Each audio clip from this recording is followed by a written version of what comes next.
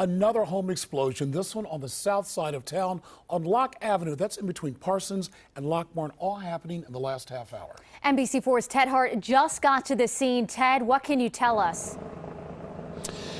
Yeah, well, there was an explosion here about 45 minutes ago, according to the fire department, and when they arrived, they found the home here on Locke Avenue, 829 Locke Avenue, fully involved.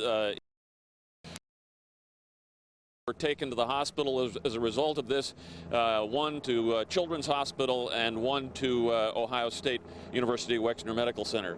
Robert Hunter is a neighbor here, and he tells me that you smelled gas shortly before the explosion. Is that correct? Yes, sir. Probably about between 4 and 7 minutes before. What did, I mean, you could feel it. I mean, we're what, 8 or 10 houses down, so you filled the street? Yes. And then what? Well, I went into the house, as I told my dad. I said, I smell natural gas out there, and it's thick, you know, like you could cut it with a knife type of thick. And right about the time we're wondering if it's our house, I said, nah, I don't think it's our house. One of our friends stopped by and came in. She wasn't standing in the front door probably 20 seconds, and the screen door made a noise like the wind blew it or something, you know. And I said, what was that? Because I heard it.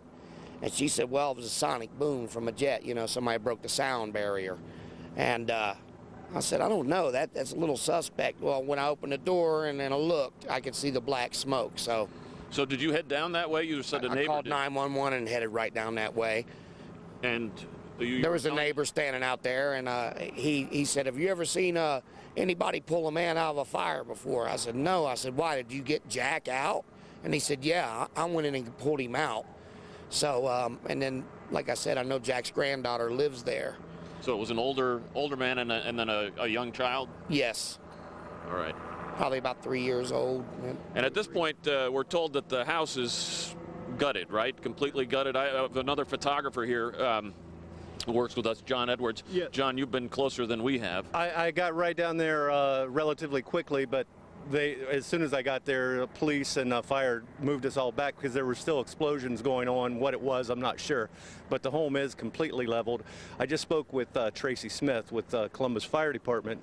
She tells me to be very careful, to warn everyone. She was warning us to not try to attempt to get to it from the backside. There's down power lines. Firefighters are still fighting the fire.